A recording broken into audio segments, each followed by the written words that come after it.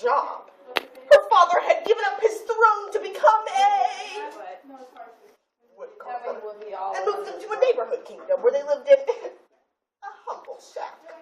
Paulina missed princessing. She missed walking the peacock through the royal garden, surveying the kingdom from the castle walls, and doing the princess wave in royal processions. She tried princess waving from her father's cart, but nobody bothered to wave back. One day, a page rode past the kingdom, announcing that Queen Zelda of Bloom is seeking a true princess to be the bride of her son, Prince Rupert. This is my chance to connect to princessing, Paulina cried. The heated contest is on in this fractured fairy tale, The Princess and the Pizza, by Mary J. Pack. She rummaged through her trunk of ex-princessing stuff, brushed the wood shavings off her best ball gown, and blew off the bits of sawdust that clung to her diamond tiara. Then she tucked a piece of garlic in her bodice for good luck, snipped some fragrant herbs to cover up the garlic smell, and headed to the castle. Now, Paulina wasn't expecting much competition. There wasn't another princess for hundreds of miles. But when she arrived at the castle, she realized that she was only one of 12 princesses hoping to become the royal bride. When she looked into her assigned room, she saw her bed piled high with 16 mattresses. For Pete's sake, the old princess in the pea tray? That is so once upon a time. Naturally, Paulina didn't sleep all night because she felt a lumpy pee through all of the mattresses. When the 12 princesses gathered in the throne room the next morning, the 7 who looked bright-eyed were sent home.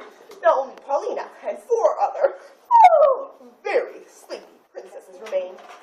Next, they were made to write an essay entitled, Why I Want to Have the Beautiful and Exquisitely Gracious Queen Zelda for My Mother-in-Law.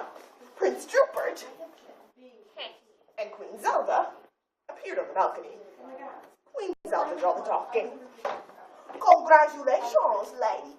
You have all written some lovely essays, which I will keep in my scrapbook, and you have all passed the mattress test, but to make absolutely sure that you are out of royal blood, there is un test dos.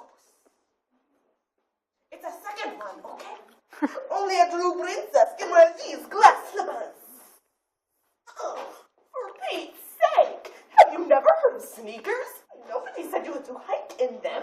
Just try them on. As the royal page made his way around the room with the glass slippers, the 2 big-footed princesses were sent home. Now only Paulina and 2 others remained. One was followed around by 7 strange little men, and the other had such a long braid dragging behind her, Paulina kept tripping over it. For Pete's sake, have you never heard of scissors? You have all passed the second princess test. Your final task is to cook a feast that proves you worthy of being my dear Rupert's bride. As Paulina started to the table, the long-haired princess tripped her and loaded up the food. By the time she got there, the 7 strange little men had run off with everything but some flour, water, yeast, 3 overripe tomatoes, and a hunk of stanky stale cheese. For Pete's sake, a hunk of stanky stale cheese. That's not fair. Queen Zelda, will you help me? No, because you have a big mouth. A servant escorted Paulina to her room and locked the door. For Pete's sake, how can I cook with only a bowl of pot and spoon? Paulina tried to make bread, kneading the flour, water, and yeast together, but it only stuck to the tray in a flattened mess.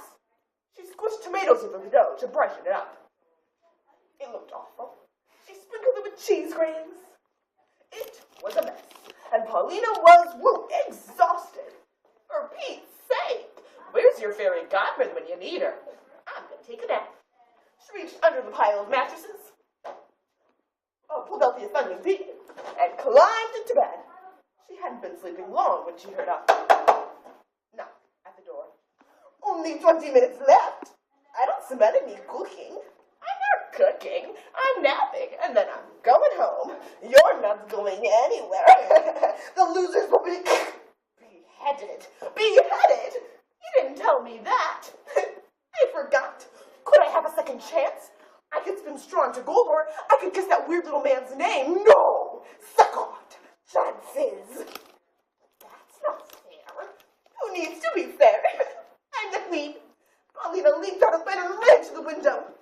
But it was an unbelievably long drop to the ground.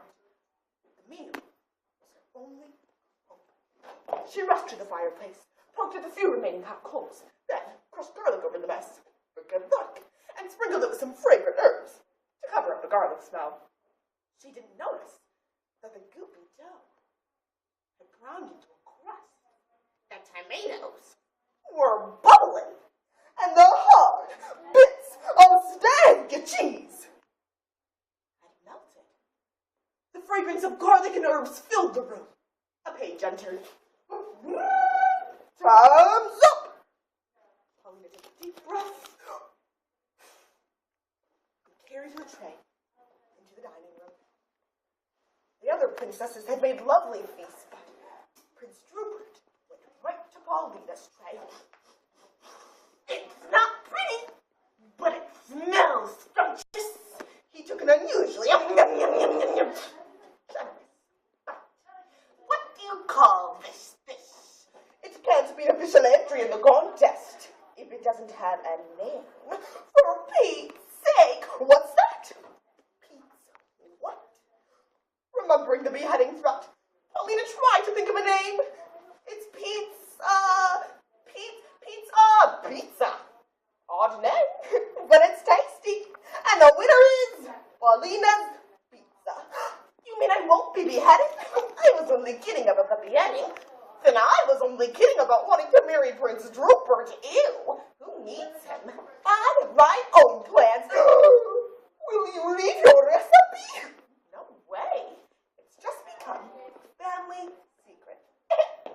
Princess Paulina's Pizza Palace opened up a few weeks later. Every Thursday, on the royal chef's night off, Prince Rupert and Queen Zelda came by for popcorn, pineapple pizza. Now, every time Paulina drove her pizza delivery cart through the town, honk, doing the princess wave, everybody waved back and ran after her, asking about the day's specials. Life